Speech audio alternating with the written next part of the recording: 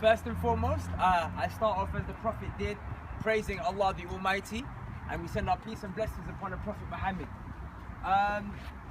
So today is actually quite an interesting day, right? Because we're actually doing two things according to Islam and what the Quran and what the Prophet Muhammad, peace be upon him, taught us. We're actually doing two things for which we were actually created and sent on this earth at the exact same time. The first thing is that Allah subhanahu wa ta'ala, He told us in the Quran that when He sent Adam and He sent human beings onto the earth, He sent them on this earth, fiha ma'aish. The Arabic term is very interesting because although it means to come down and live, it has an element of having a fun time in it.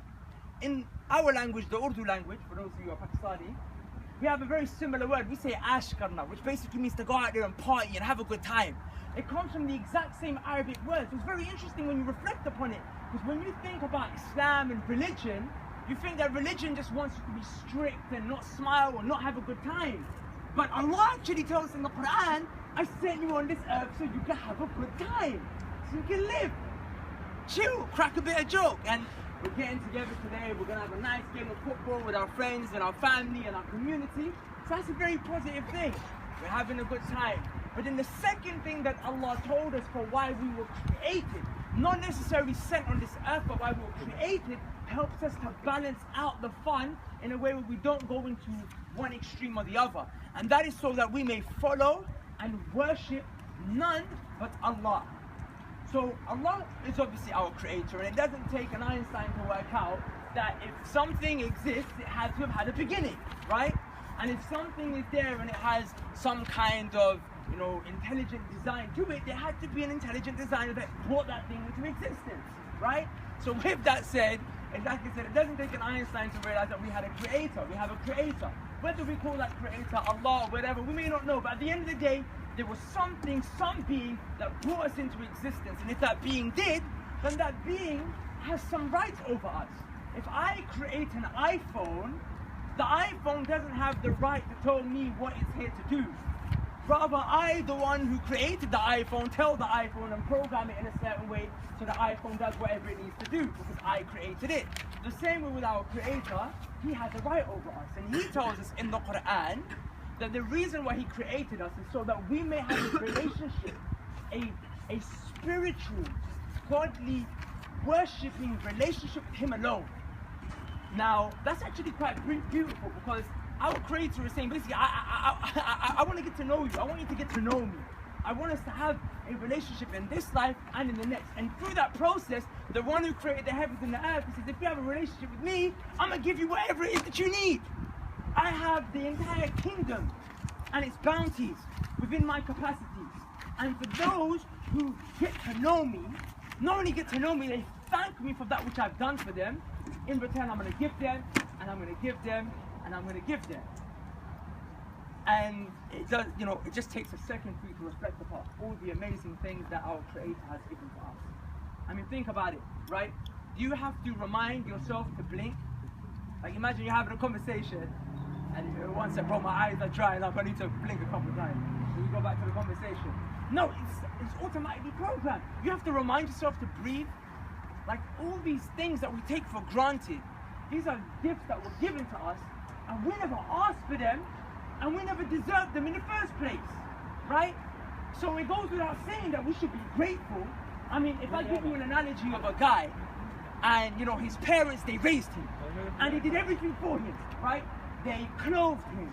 The father was working 2 jobs. The mum, she sacrificed her beauty when she gave birth. She kind of, she lost her figure and all these things, and she gave all of her time to raising this one son.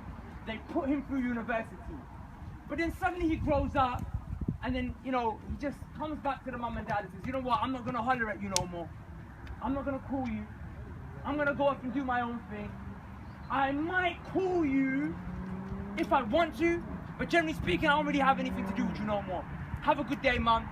And this mum and this dad did everything for this child. Now, I have a question for you, very quickly, so work with me. How would you describe this individual? What are some adjectives? Ungrateful, right? Okay, what other adjectives? The person who turned his back on his mum and dad.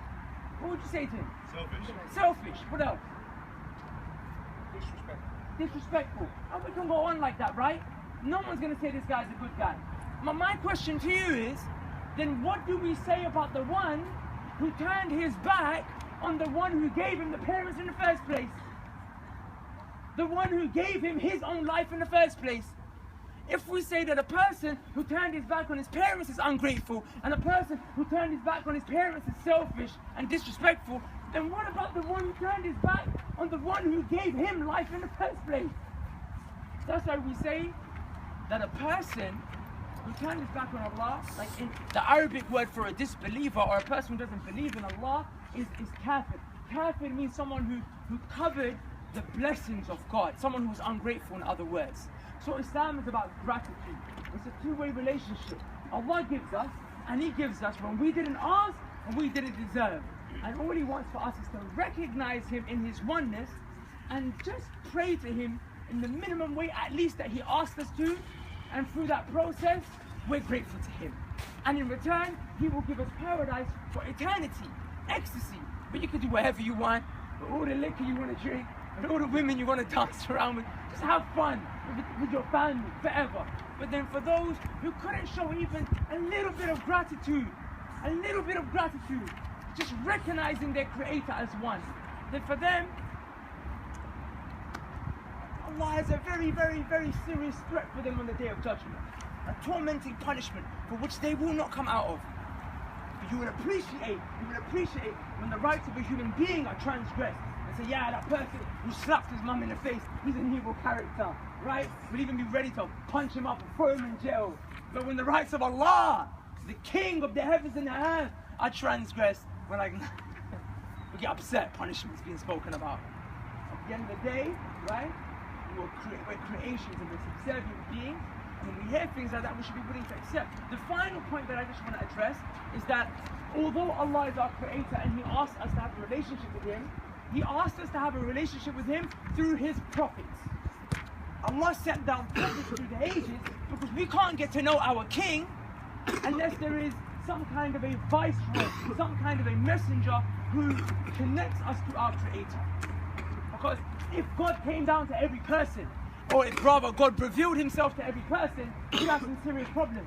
Because you got people like George W. Bush who said, God told me to go into Iraq, right? And then he slaughtered like 150,000 people, right? Then you got people like Jack the Ripper who said, you know, God told me to murder all these women and slice them up into pieces and rape them. So how would you measure what God's really saying, what God's really not saying? You have to send out one objective source of revelation to one person that is unanimously accepted in the community. So, for example, initially God had sent down Abraham, and through him God revealed His messages and His miracles and His signs to communicate to the people. Then He sent down Moses, then He sent down David, and then He sent down Jesus, right? And when all these prophets were sent down to the people, the only way you could get to God was through these prophets. Like Jesus said in even the scriptures right now, right? What does it say? If you want to get, there's no way to get to the Father except through me. That's correct. Because Jesus was the only one at the time. But then before Jesus was going to die, what did He say? He said, I have to go. Because the Spirit of truth is going to come. And He's going to communicate the message to you guys. My job is done and I can't send Him unless I go, right? And then the way we interpret that is that the Prophet Muhammad, peace be upon him, was coming. And the Prophet Muhammad also again confirmed that Jesus had testified of Him and prophesied about Him. But that's another conversation. The point that I want to come to is that the final messenger that Allah had sent down to all of us was the Prophet Muhammad, peace and blessings be upon him. Now, we have to follow this man. This man is the one who interpreted the text of the words of Allah for us. And I want to kind of specifically address the Muslims for a second. I really want you to think about something, my brothers. Really ponder upon something, okay? You see, Islam means submission. Islam means submission. That's what it means. If you say I'm a Muslim, it means you submit. You submit to who? Your Creator. I told you. You're a subservient being. So you submit to Him, right? Good. Fantastic. Ask yourself this. In your life, how much submission are you really showing to Allah? How much of the Prophet's traditions do you see in your life? The Sunnah, in other words.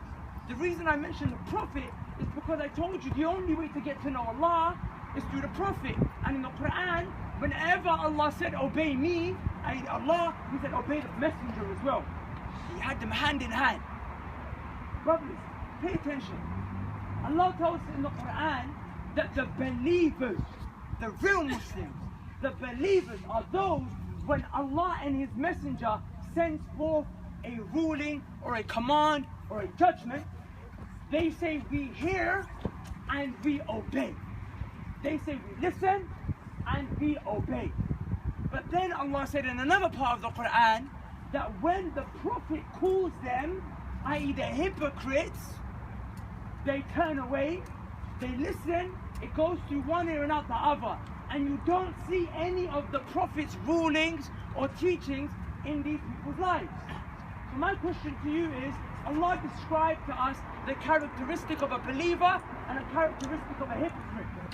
And the hypocrites we know are those who will be in the lowest part of the hellfire. So my question to you is, you have to ask yourself, when you hear the Prophet said this, or Allah said do this, or the Prophet said don't do this, and Allah said don't do this, do you obey? Because if you do, you have Iman, you have the characteristics of a believer, of an inhabitant of paradise. But if when the Prophet's commands and teachings come your way, and you don't implement them in your life, then are you taking the characteristics of those who are going to be in the lowest part of the hellfire?